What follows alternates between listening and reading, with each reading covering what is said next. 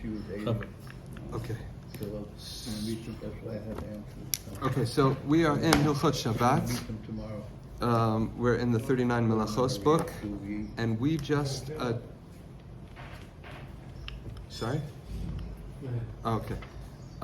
We just finished Muksa. She's from Libya.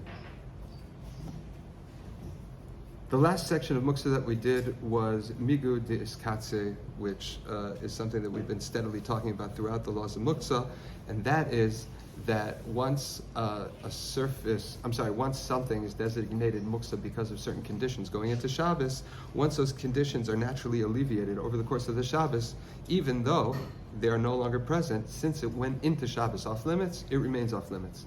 We talked about that. Then we talked about how you can designate a Muksa item for Shabbos use. We talked about a permanent designation and temporary designation, right? Whether you have to make a physical change on the object, or you could just, with your mind, you could have resolved to use something that would normally be Muksa, like a brick or a stone. You intend to use it from here on end in your life as a doorstop, right? So then that before Shabbos it does not need any physical change, and it is no longer Muksa, you have set it aside before Shabbos. Okay, we also talked about how detached components, sometimes things that break over the course of Shabbos, those components become Muksa, and sometimes they don't become Muksa, right? If they're usable on their own in that way, then they don't become Muksa, but right, if it's no longer usable, it cannot. We talked about a toy, that a children's toy, if it breaks, so if the child will happily play with both sections of separate toys, like you have a train set and a piece of the train, one of the cars comes off, it's still a perfectly good toy for the kid, so it doesn't become Muksa. Whereas if you have a door handle that came detached over the course of Shabbos, the door handle now becomes Muksa, and you have to leave it alone. You cannot reattach it on Shabbos. That would be Boneh, the Melacha of Boneh, of building.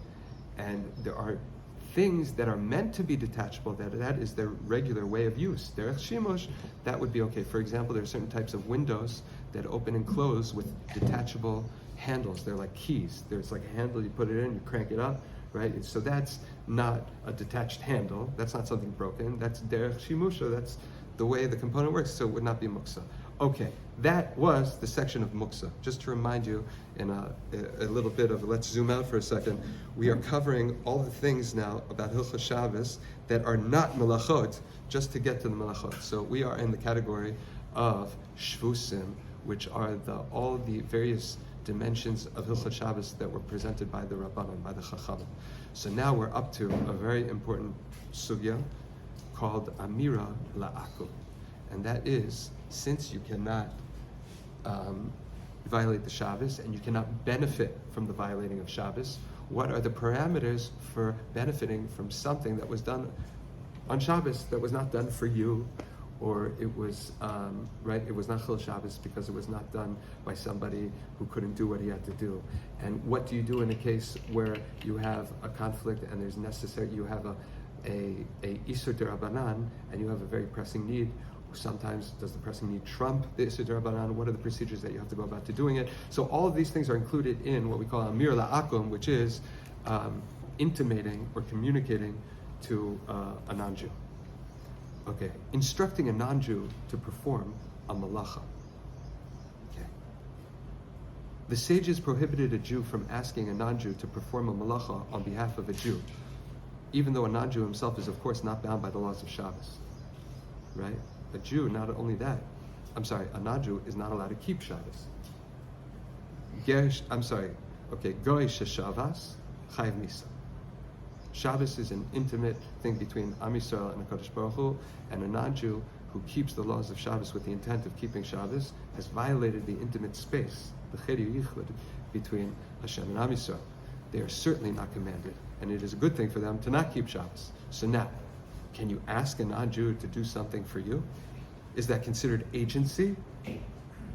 This ordinance applies whether the non-Jew was instructed on Shabbos or even before Shabbos. You can't treat him like your VCR, okay, and put him on a timer, okay? So at this point we're presenting this as a D'Rabbanan, because maybe D'Oraita, there's no reason why anybody who does something for you, meaning if a guy is not commanded in Shabbos, and now he does something which if you would do it would be a violation of Shabbos. It's not a violation of Shabbos for him. He's allowed to do it.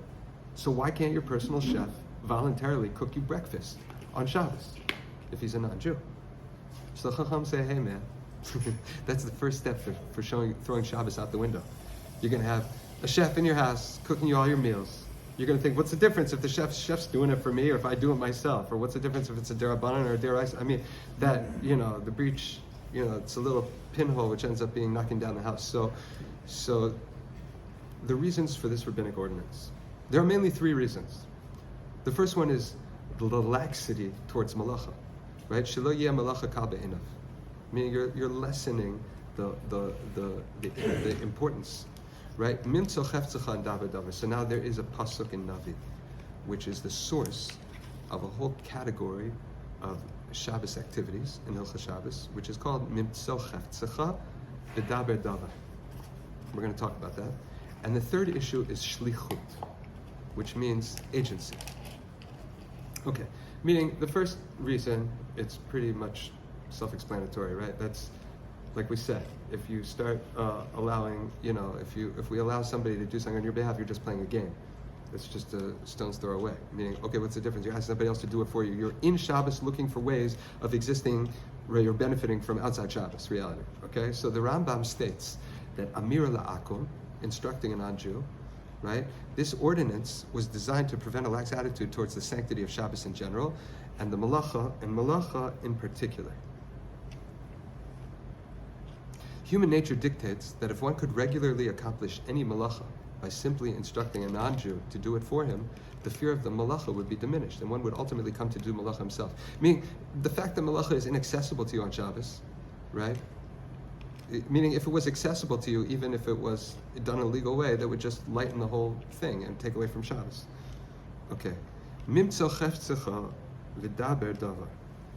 Instructing a non-Jew to do Melacha on Shabbos is also forbidden under the principle of Mimtzo chefzecha v'daber davar. One may not engage in the pursuit of Melacha occupations or other forbidden Shabbos activities, whether through speech or other arrangements. Meaning, Mimtzo chefzecha v'daber davar means that aside from actual activity that is Melacha, to arrange it, right, even in a more abstract, removed manner, and to speak of it, even in the realm of speech, right? So arrangement, thought, and speech, the Navi also says has to be maintained in terms of a Shabbos attitude. So even if you're not doing the Melacha itself in action, having it done through speech or having it done right through consideration and planning is also a violation of Shabbos. One may not engage in the pursuit of Melacha occupations or other forbidden Shabbos activities, whether through speech or other arrangements. Asking a non-Jew to do a Melacha is an example of this. Shlichut. Okay, so the third reason is agency. Yet another reason for the restriction of Amira la'akum relates to a halachic concept known as shlichut, doing something by means of proxy or surrogate. A non-Jew performing a Melacha at the behest of a Jew is halachically regarded as his agent or proxy. That means, we have a rule in Torah, shlucho shel adam kamotzo. The agent of a man is considered practically as himself. Therefore, you can even engage, you can betroth the girl, halachically, through an agent. You can instruct him, empower him, give him the goods, and he does that on your behalf, and it works. So now the problem is, for anything that another person could be your agent for, according to Torah, that it's like you. So now, if we say that there is such agency on Shabbos that you can actually empower another person, a non-Jew, who lives in a completely different reality, to do a Melacha, and he's doing it on your behalf, you essentially did it, right? So a non-Jew performing a Melacha at the behest of a Jew is halachically regarded as his agent or proxy. Actions done by an agent or proxy are halachically considered the actions of the orderer, the one for whom the agent is acting. By the way, we have a rule when it comes to Hilchot Shlichut, ein shliach lidvar avera. Right. Because it's not an avera for him, and he's allowed to do it, when he does it, and he's doing it because you asked him to, yeah. How could you ever ask somebody to do something for you and it'd be okay then? happens for you if it's not good. What do you mean? What you can have somebody do something good all the time and it's okay? No, but you can ask a goy to do something for you. And halachically, it's okay to do that. Okay. So you're saying, wow, all these three conditions that we listed pretty much preclude Amir Lakum. Exactly. So two answers. Number one, you're absolutely right. This is a big problem. Nobody knows this, and everybody goes around violating Shabbos, calling it Amir Lakum. Absolutely. This is an issur. Number two is, in the rare instances where it is okay, it is only because, you will see, these three things don't apply. So you have a very, very thin margin of how to do it in a way that it doesn't hit these 3 points. This we will see. Okay? So thus, asking a Najir to do a Melacha is equivalent in some degree to one doing the Melacha himself. Bum bum bum. Okay. The basic premise of Amir Lakum. Many people mistakenly believe that it is permitted to allow a non-Jew to do Melacha on one's behalf if the non-Jew was not directly asked to do so, or if he performed the Melacha on his own. In the immortal words of Monty Python, wink wink, elbow elbow, nudge nudge, cough cough. Based upon this reasoning, some believe that one may hint to the non-Jew, comment that the room is dark, and have him turn on a light. However, this is a serious error, as explained further. The general prohibition of Amir Lakum is comprised of primarily two categories, both of which are forbidden. Instructing, directly instructing, called Amira, and benefiting, on the receiving end, meaning Hana'ah. So you have Amira and Hana'ah. The principles contained within these two categories are the basic guidelines of Amir Lakum, as shall be seen in the paragraphs ahead. Okay, so we constructed our concept. You can't, just because you can't do, you think you can't do something yourself, you can't even ask somebody else to do it for you. This is for three reasons. Number one, because it ultimately it jeopardizes Shabbos, right? The importance of Melacha. Number two is because you are still engaged in your level of a violation of Shabbos, even if it is only mimtzo cheftzecha or v'daber davar. And number three is we have an issue of agency. Okay, those are the three reasons why you can't just ask a Najir to do something for you. And the act itself that we call Amir La'akum basically has two, shall we say, points that occur within it. There's the instructing part and the receiving benefit part. Okay? The instructing, the Amira, the prohibition of Amira, means that one may not instruct the Najir to perform a Melacha even if the Jew will not benefit from it. So, meaning the issue of benefit, the issue of instruction are separate. On the one hand, you cannot dispatch him to do something even if you will not benefit from it. And you may not benefit of it even if he did it voluntarily for your benefit. Okay? So back to Amira, right? One may not instruct a non-Jewish janitor to shut the lights in a shul or yeshiva, even though no direct benefit is derived from the Melacha.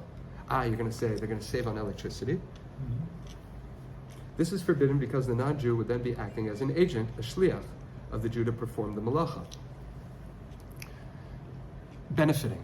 So now we have to define what benefit is. Hana'ah. One may also not derive hana'ah, positive benefit, from a Melacha done on behalf of a Jew, even if the Jew did not instruct the non-Jew to perform the Melacha.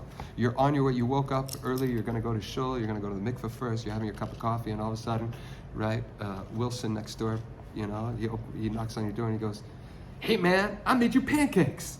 Right? Can't have any. The sages prohibited hana'ah as a safeguard to prevent abuses of Amir La'akum from developing. Okay? So hana'ah itself is a domain within Amir La'akum that is a discrete part of Amir La'akum that was forbidden. So defining forbidden benefit, there you go. Meaning, why is it that we don't have concern that the janitor, when he turns off the lights, what do you mean you're benefiting from it? So the hana'ah, the positive benefit that is forbidden in the context of Amir La'akum, refers specifically, listen to this, to any newly created substantial benefit resulting from a Melacha. Okay, you're not saving money, saving on electricity is not the creation of something new in the world, something that wasn't there before, that now you will benefit from. A kindly non-Jew switched on the light for a Jew eating in a totally dark room. Light in a dark room constitutes a substantially new benefit. Reality was that you could not do certain things in the situation, right? And now this light changes everything. It adds a whole new dimension of possibilities in reality. The Jew may therefore not benefit from the new light that was introduced for his sake, even though the non-Jew turned on the light without being asked. You will see that it gets a little bit complicated. We're going to come back to this case because he cannot turn on the light. But what if you had your light on and it accidentally got shut off? What if your power went out? You had the light on already, but the power went out. And now, for some reason, the non-Jew, right, turns on the power in the building for himself, and now all the power went on for you too. So first of all, it wasn't done for you. You didn't ask him to, so that's not the problem. But you're getting new benefit, right? A second ago, all your power was off, and now it's on. So in that case, we don't consider it new, meaning that was the status quo going into Shabbos before something happened. Then something happened, that a momentary challenge of that reality happened and it was taken away. So in that situation, it would be okay. So do you understand how introducing a new light into the room that wasn't there before is a new benefit, and that is called hana'ah? But in a case where my fan was on and then I got unplugged and somebody put it back on again, right? Or even I want to go to sleep and there's too much light in the room. And for whatever reason, the non-Jew for himself, right? He's sleeping in the bunk next to me. He turns off the light. So now there's no new benefit. It's interesting. It's very subtle, but we'll get used to how the halachot think about these things. Okay, so here's another example. If one's shirt became badly stained and unusable on Shabbos, if a maid cleans and dries a stained shirt on Shabbos, the shirt may not be worn on Shabbos because the cleaning of the shirt brings about a substantial positive benefit. The shirt is now fresh and usable. This positive benefit is forbidden on Shabbos, just like Wilson can't make you pancakes on Shabbos, right? Maria, right, can't do your laundry on Shabbos. If the flame beneath the blech blew out, you had a blech going, and the pilot went out, one may not ask or even hint to a non-Jew to reignite the flame, because the rekindled flame brings about a new and significant benefit: warm food. Indirect benefit. So that was all direct results of the Melacha. Benefit that is derived indirectly, meaning by default, we have to explain what that means, of the non-Jew's Melacha act, is not classified as halachic benefit. For example, if a light was left on in a bedroom, disturbing one's sleep, a non-Jew may be apprised of the problem and permitted to switch off the light. How does that not defy everything we've said so far? Okay? If an electric alarm clock or timer started ringing, causing annoyance and discomfort, one may hint to a non-Jew to pull out a machine gun and let the timer have it, or a hammer if one is nearby. I'm sorry, he can say to the non-Jew, the timer's ringing and we are not permitted to shut it, whereby he will deduce on his own and he should shut the timer. So removing something, an annoyance, is just creating a default situation. It's not introducing something new into the situation. So subtraction is not a problem. Addition is a problem. You didn't have a light, and now you have a light. You didn't have a fire, now you have a fire. That's a substantial benefit. There's something going on that you want to erase, you want to remove, you want to eject, right? So going back to a default reality, it's still kind of subtle. We have to explore this. Okay. In the above examples, the benefit being derived is not from the Melacha act itself, but rather from conditions evolving indirectly from the Melacha.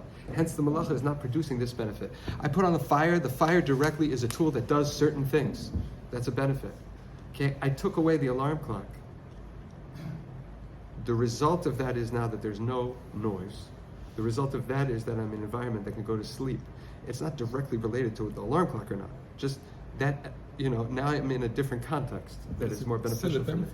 It's still a benefit. Yes, but what do we call hana'ah? Meaning, what is a qualitative, objective, actual benefit? It's the addition of a new reality as opposed to the subtraction of something which takes you back to a default, meaning the default reality. I would argue that the creation of no noise is a new reality. So that's not a creation, that's a subtraction of something. But it is a new reality. But it's a benefit from the removal of something is not the introduction of a new element. It's a different reality, it's true, but it's not a new element. You don't have an added element now in that reality, which empowers you and enables you to do more things. You have the subtraction of an element, which allows you to do what you wanted to do. So yeah, everything on some level is benefit. Obviously, you wouldn't have a reason to desire it if it wasn't a benefit. So what we're saying, what constitutes a benefit, because it's not really the benefit that's a problem per se, it's the creation of a new reality on Shabbos, which is beneficial. So what constitutes a new reality? That's the thing. For some reason, turning off the light to go to sleep is not a new reality. It just makes it easier for you to go to sleep, right? Turning on the light allows you now to read. It allows you to eat. You wouldn't be able to do that before. Sorry, what'd you ask? But isn't it extension, all these things are, that's exactly why we're discussing it. Meaning, how do you allow a Melacha to happen? You're saying that's even, should there be a difference between Amir La'akam Derabanan and Deraita, you mean? Well, we just said, let's say, oh, look, the blech went out, the fire went out, right? Asking him to put on the fire is a problem. You're saying, why is it not a problem to turn the light off? Meaning, how much are you allowed to benefit from it? I mean, why are we presuming here that you're only allowed to benefit Derabanans and not Deraisis? Let's see. We're going to get to that. We're going to talk about these things. Okay? So once again, removal of an annoyance, such as a troublesome light or noise, is merely a kind of benefit by default. It's not a benefit through a creation of something new. It is not the same as the introduction of a new and direct benefit, and is therefore permitted, providing the non-Jew was not asked to do the Melacha. And of course that he didn't necessarily do it. Well, we have to see what the element of, can he do it for you? Or does he have to do it for himself? Okay, that might have to do with your question. Okay, additional benefit. Benefit created through the Melacha of a non-Jew that merely enhances the ease or comfort of an existing condition, but does not create a new condition, is not a forbidden form of positive benefit. Okay, cleaning your shirt, right? That is a new condition. But what is an existing condition? Positive benefit is only forbidden when it directly enables one to do or perform something that he could not have otherwise accomplished. A non-Jew switches on a light in a dark room at night. The room was previously unsuitable for reading, studying Torah, etc., but now it is. One may not use the illuminated room for any of these purposes. However, additional benefit that merely improves an existing condition is permissible, like if he cranks the light up, or if he turns the light maybe. If the room was dimly illuminated with a small lamp, but there was nevertheless enough light for one to minimally read or study Torah with strain and difficulty, one is permitted to remain in that room after a non-Jew switched an additional lamp to brighten the room on behalf of the Jew, provided that the non-Jew was not explicitly asked to do so. So you have to be honest with yourself. What is enough? Meaning, could I really do it? Could I really read in this room without that? But I still want to ask him. Or is it like, the light's on, so I can say that there's enough light, but really, I can't do it like this, and that's why I'm asking the non-Jew to put on more light. You have to be honest with yourself. Okay?